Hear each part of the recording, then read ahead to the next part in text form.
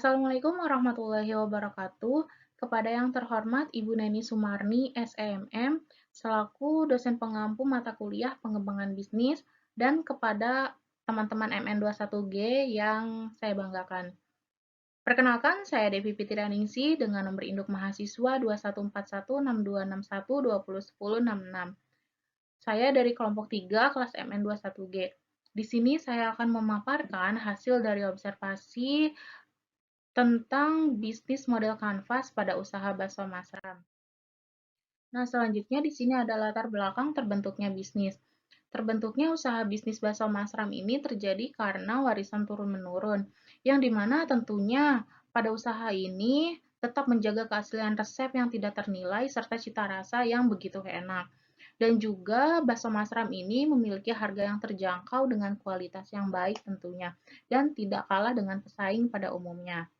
Nah, selanjutnya fenomena yang diambil ini karena ini usaha bakso turun-menurun dari keluarga yang dimana tetap menciptakan warisan kuliner yang melekat pada nilai-nilai tradisional, kelezatan resep rahasia, dan dedikasi keluarga dalam menjaga kualitas telah menarik perhatian pada pelanggan yang setia atau pada masyarakat-masyarakat setempat, menjadikan bisnis bakso Masram ini sebagai ikon lokal atau rasa yang khas yang berbeda dengan bakso bakso pada umumnya yang tentunya diminati oleh banyak orang.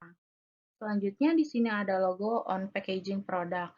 Nah, dibuatnya logo pada usaha bisnis Masram ini tentunya yang pertama agar memiliki ciri khas, yang kedua agar mudah dikenal oleh pembeli, yang ketiga tentunya untuk mempromosikan usaha bisnisnya sendiri, yang keempat beliau sudah mendirikan usaha ini selama 28 tahun.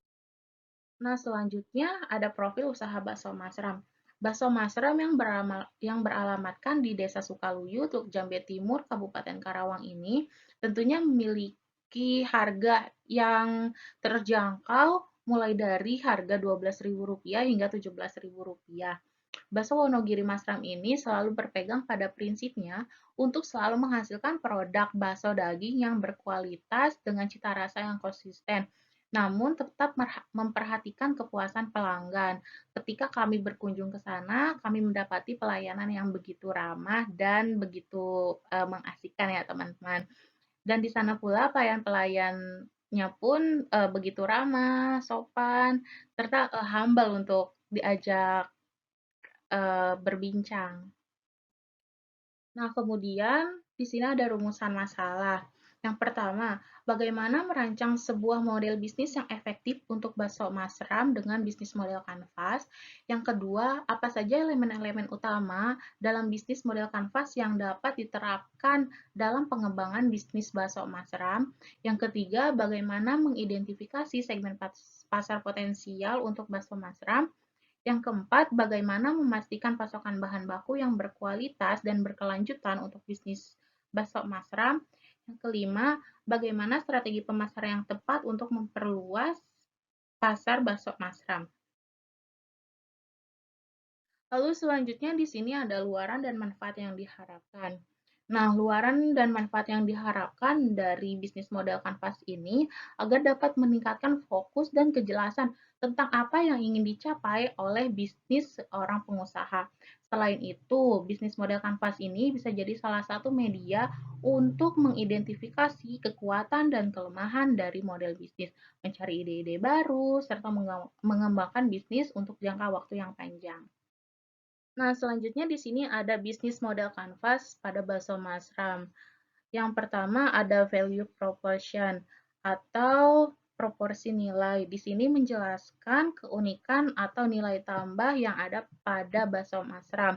Nah, karena bakso Masram ini menjual bakso yang enak tanpa bahan pengawet sehingga mengurangi kekhawatiran atau eh, konsumen-konsumen tidak perlu khawatir tentang terhadap bakso yang dikonsumsinya. Lalu kemudian menggunakan bahan-bahan yang berkualitas dan juga fresh. Yang kedua, adanya customer segment atau segmentasi pasar. dengan cara mengidentifikasi target pada bakso masram ini seperti apa sih. Nah, pada customer segment di sini, bakso masram ini tidak hanya dikonsumsi oleh kalangan-kalangan tertentu tentunya. Di sini customer segment pada bakso masram ini ada pekerja, mahasiswa, serta anak sekolahan, dan juga masyarakat setempat. Yang ketiga, adanya channel atau saluran distribusi. Nah, pada usaha bakso masram ini ada dua saluran distribusi yang kita ambil. Yang pertama direct marketing atau berjualan secara langsung kepada pelanggan dengan cara kita memberikan informasi ke setiap pelanggan melalui melalui media WhatsApp dengan cara pesan pribadi atau di Facebook dengan cara pesan pribadi memberikan informasi bahwa bakso masram hari ini buka pukul sekian atau tutup pukul sekian atau bakso masram akan libur di hari-hari tertentu karena adanya kegiatan atau adanya halangan. Nah, lalu ada social marketing. Social marketing di sini yaitu pendekatan kepada masyarakat untuk mengubah perilaku masyarakat atau individu dengan mempromosikan untuk meningkatkan kesadaran tentang pentingnya mengkonsumsi makanan tanpa bahan pengawet, sehingga tidak terlalu khawatir bagi masyarakat-masyarakat yang ingin mengkonsumsinya. Kemudian di sini ada customer relationship atau hubungan dengan pelanggan. Bagaimana sih cara bakso masram ini berinteraksi dan membangun hubungan dengan pelanggan? Nah, di sini untuk customer relationship pada bisnis bakso masram ini adanya pendekatan melalui media sosial seperti Instagram, WhatsApp, dan Facebook. Nah, melalui media sosial ini biasanya Masram ini mempromosikan atau memberikan informasi tentang adanya event atau potongan atau promo-promo tertentu.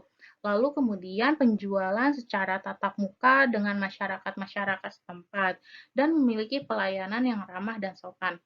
Kemudian pada blok kelima atau revenue streams, di sini revenue streams itu menjelaskan tentang sumber pendapatan. Nah, bagaimana sih keuntungan pendapatan penjualan dari bakso sapi masram atau bagaimana sih pendapatan yang masram dapatkan? Dari mana sih masram mendapatkan pendapatan? Nah, tentunya dari keuntungan pendapatan berjualan dari usaha tersebut ya, teman-teman. Nah, yang keenam ada key research atau sumber daya kunci, yaitu mengidentifikasi aset dan sumber daya utama yang dibutuhkan pada usaha bakso masram ini. Pada key research di usaha bakso masram ini ada tiga, yaitu tenaga kerja, peralatan masak atau dapur, dan transportasi. Transportasi di sini masram gunakan untuk berbelanja ataupun mengirim pesan antar ke masyarakat-masyarakat yang terdekat. Lalu kemudian di sini ada key research. Di sini ada key activities atau aktivitas kunci, yaitu menjelaskan tentang kegiatan pokok yang diperlukan untuk menjalankan bisnis tersebut. Nah, pada usaha bakso masram ini, key activities-nya meliputi produksi, marketing, distribusi, pengadaan event untuk promosi, dan juga pengelolaan uang. Dan yang kedelapan, key partner atau mitra kunci, mengidentifikasi mitra yang akan bekerja sama atau akan diajak kerjasama dalam bisnis bakso masram ini. Nah, pada key partners di sini, bakso masram ini bekerja sama dengan Shopee Food, GoFood, dan untuk bahan baku tersendiri, Masram bekerja sama dengan supplier penyedia daging dan sayur yang tentunya terpercaya dan juga kualitasnya yang baik ya, teman-teman. Lalu yang terakhir, adanya cost struktur atau biaya struktur. Nah, gimana sih biaya yang dikeluarkan atau bagaimana cost struktur yang ada pada usaha tersebut? Nah, pada usaha bakso masram ini memiliki pada bakso masram ini cost struktur meliputi yang pertama adanya biaya promosi, yang kedua adanya biaya distribusi, yang ketiga adanya biaya produksi, dan yang terakhir adanya biaya operasional. Nah, eh, selanjutnya di sini ada pembagian tugas yang dimana saya, Dewi Fitrianingsih, sebagai koordinasi penelitian, pengumpulan data, analisis, dan interpretasi data, dan pembuat PowerPoint, serta membuat rumusan masalah. Dan yang kedua, Firna Isania, menentukan luaran dan manfaat yang diharapkan pada bisnis model Canvas ini, serta membuat PowerPoint slide 10 sampai 17. Yang ketiga, Iman Setiawan, membuat pemecahan masalah dan membuat logo on packaging pada produk bakso Masram ini.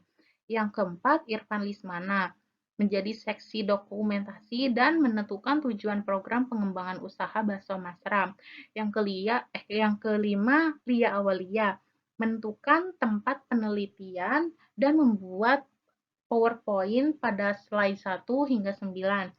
Yang keenam, Yugi Primacipta sebagai merancang kerangka bisnis model Canvas dan juga membuat PowerPoint dari slide 18 hingga 25. Nah, ini adalah hasil dokumentasi observasi kelompok 3 ke usaha bakso Masram yang beralamatkan di Desa Sukaluyu, Truk Jambe Timur, Karawang. Ini di sini kami berfoto bersama Mas Ram sendiri, yaitu pemilik pemilik usaha bakso Mas Ram, dan ini eh, Mas Ram sedang menyajikan atau membuat bakso untuk pelanggan-pelanggan yang beli, dan ini adalah alamatnya.